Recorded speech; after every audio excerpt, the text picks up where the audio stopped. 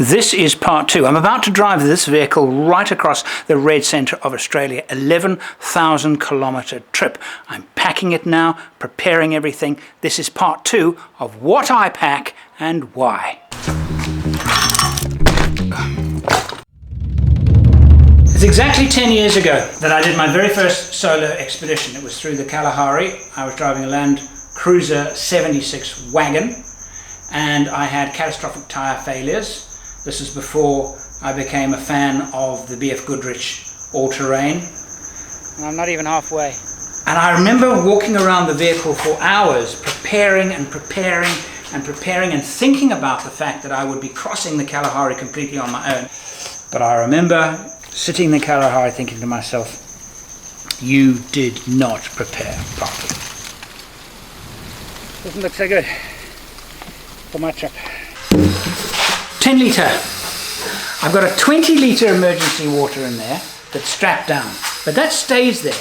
20 litres is quite a heavy thing to move around the vehicle and decant from, but 10 litres isn't. So that full of water is easily managed, and if I have to decant into the tank, it's easy. This is also emergency water behind my driver's seat, so it goes with my grab bag, and I've got 10 litres of usable water. This is one of the most usable pieces of kit in my entire truck. In my wheel bin, I carry mats for when I'm showering, or if I need to work under the vehicle, I can put those next to each other and then climb underneath the vehicle. I can jack it up, anything like that. And in here, I put my shovel, which was up top, and I decided that in fact, down here, actually it makes a better place for it. This particular wheelie is made by Camp Cover, and I've had them on my vehicles now for probably 7-8 years. The cooker, I have that lovely big, unfortunately it's not particularly non-stick, but it's very, very nice for cooking a breakfast for a large number of people. And then my cooker, some of you may have seen this before, this is made in Idaho, and there's my little cooker with the wind deflectors, and I love that. And it's just such a lovely piece of kit. This is a Jaffaline, a new piece of kit, and in fact you can see here I've not used it yet, but I will try and do that this trip. Fishing tackle box, everything in there, 2 reels, lures. I am not a big fisherman, and that's why it's not a big box, but I like to do it every now and again. A collapsible bucket, my Raptor scissors, they go in like that. Right, my little axe. Little axe is a few other things you might be interested in. Instant hand cleaner with a antiseptic action, and soap. And the water system is here, so if I want soap quickly, I can wash my hands very quickly. This stuff goes in a place in the vehicle itself. This is attached to the spare wheel on the spare wheel carrier. I have a list here of other things that I have in the vehicle. This is excluding food. I have 2 shock absorbers, one front and one back. I have oil filter. I have 2 separate fuel filters for the 2 different systems. I have an engine drive belt. I have dried food down here behind the fridge. It has an extremely long shelf life, so it's really emergency food. Late at night, working with tires, swapping tires, sorting out that. I'm going to be doing a whole thing about narrow tires versus wide tires. I'm going to do the first half with narrow tires, and coming back I'm going to have wider tires so I can make a direct comparison. And it occurred to me, the last time I've actually had to take a wheel tire off and actually lift it up and put it on the wheel carrier was 2008. It's going to take some thinking about. I'm trying to take my own advice here. And that is to take regular breaks and drink lots and lots of water, because it's incredibly tiring work. And one of the things about when you're on your own, you have to do everything on your own, everything. Even picking up the camera and filming.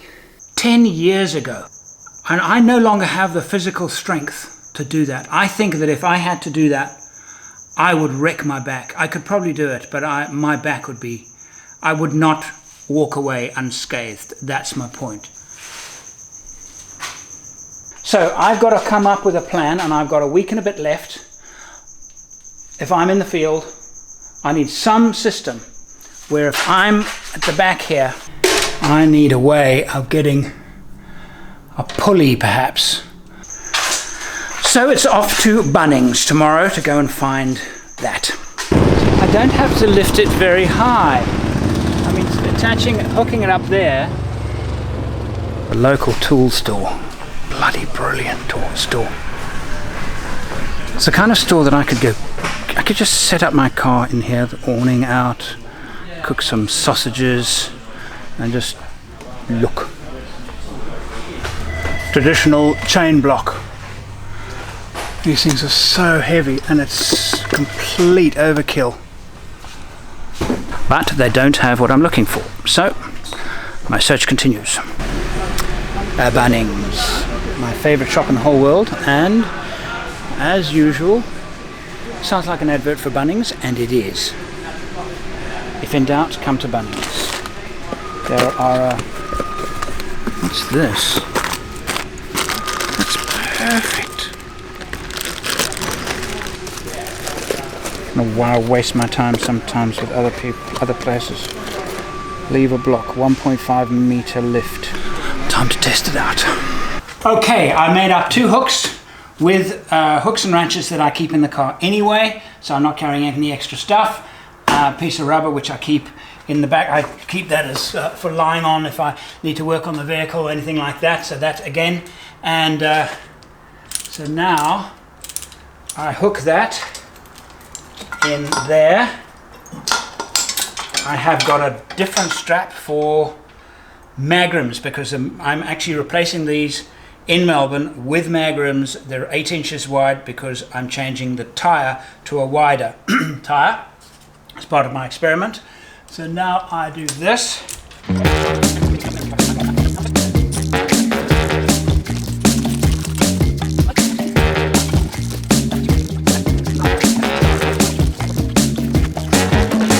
Second time will be a lot easier, but of course there might not be a second time.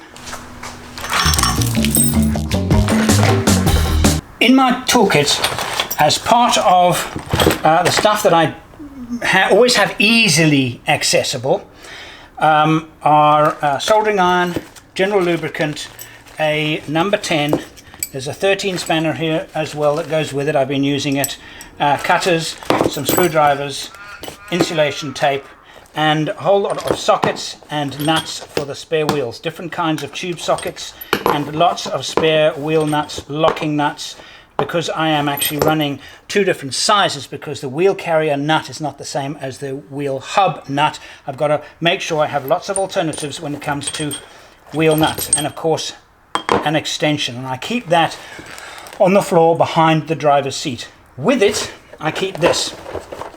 This is a 1/4 inch socket set, nothing special about that, but it's so useful.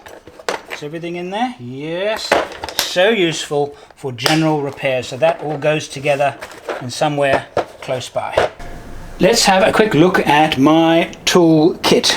In here, tube sockets. For example, this vehicle requires a 22 tube socket for its spring hangers on the back axle that need to be checked reasonably regularly. So a set of those. Sockets from, I think if I remember correctly, that's a 30 all the way down to a number 10. The one smaller than 10 I carry in my 1/4 inch set. Something to cut metal, hacksaw and a blade. shifting spanner. I don't like using these around the workshop, but for traveling they do many jobs, and if you need 2 spanners the same size, then that'll do that job. This is a 24, 22 and 19, 2 screwdrivers, standard screwdrivers, all the way from 6 to, that's probably a 17. That's a 17. Alright, spanners, 1/2 inch socket, long nose pliers, pipe wrench, mole wrench, absolutely indispensable tool that does so many jobs so well. Ball peen hammer. Now, it's not a particularly comprehensive toolkit, but if all goes well, I won't even need to access it. I like to keep my tools in a canvas bag because I prefer canvas to steel, in that the rattling of tools in steel toolboxes tends to turn things to iron filings over the corrugations. So I prefer a canvas bag such as this one. And there you go. My recovery bag, also down here, and my second recovery bag down there. Okay, so it's easy to get to, but not something that I would want to go to every day.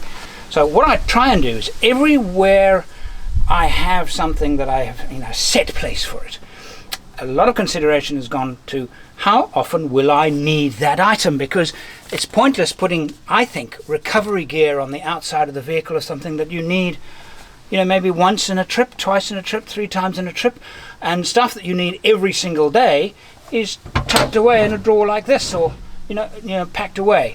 My toilet, which is actually a rather nice little, let me just quickly show it to you. It's fully portable, as you can see. That's the bog there, and that comes out. That's the thing where the thing drops into. You unclip the legs, which are underneath there. Those are the legs, like this, and then you sit down and have nice, comfortable. And the great part about it is that you can actually use it if you're not, even if you're not using the sachets and all of the sanitary bits and pieces of the system. Just use this. It's more comfortable than squatting.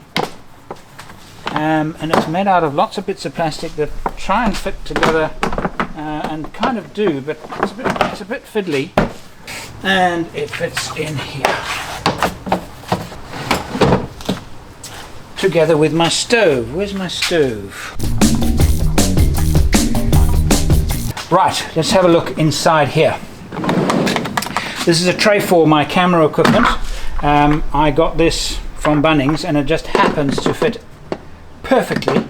So I put mounts for GoPros, batteries, clamps, all kinds of things, memory cards, etc. And underneath that, other bits and pieces for my shooting. And I love it. Really easy to get to. Cloths for washing dishes.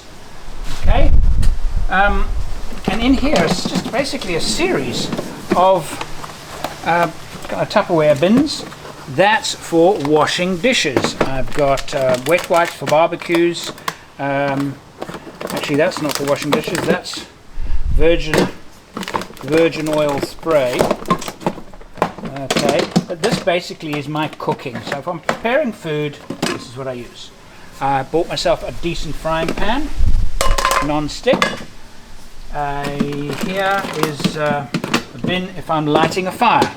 So I've got a number of different types of fire lighters, bin bags, and various other things that I need around the fire, as well as a lighter and some flammable liquid in case the wood is wet, to help me get it going. All in one space like that. This is, you see, I actually don't put the lids on all of them. I put the lids on some of them, but not all of them, because I found actually the lids get in the way often, but that is not used that often. So that's got a lid on it. Olive oil is a little spare cooker that I use quite often, drinking chocolate and various other things, and my egg tray. All right. Cloths in there. Dettol disinfectant wipes. If ever I think, you know, if I'm on a long trip by myself, I'm very careful of washing my hands and keeping things germ-free, because stomach bug could really lay me out. I've got quite a strong constitution. I don't suffer badly from tummy bugs, running tummies, when I'm on trips. It does happen occasionally, though. It has happened. So I try and work hard at keeping things clean. I have insecticide spray and reusable bags, more bin bags, plates, some small pots. There are 2 smaller pots inside there. And the plates, I use plastic plates, and I also use paper plates quite often. I hate washing dishes, so that's that combination. And that is if I'm making a fire and I need a little bit of a windshield because I actually want to cook something on the fire, and the little triangle with my little thing, make a bit of meat or something, or cook something in the open fire. I have this, and basically that's just a little windshield that I put around the fire. And as you can see, it's never been used. I actually bought that last year when I was in Dubai. Not yet used it. On top, to stop things rattling.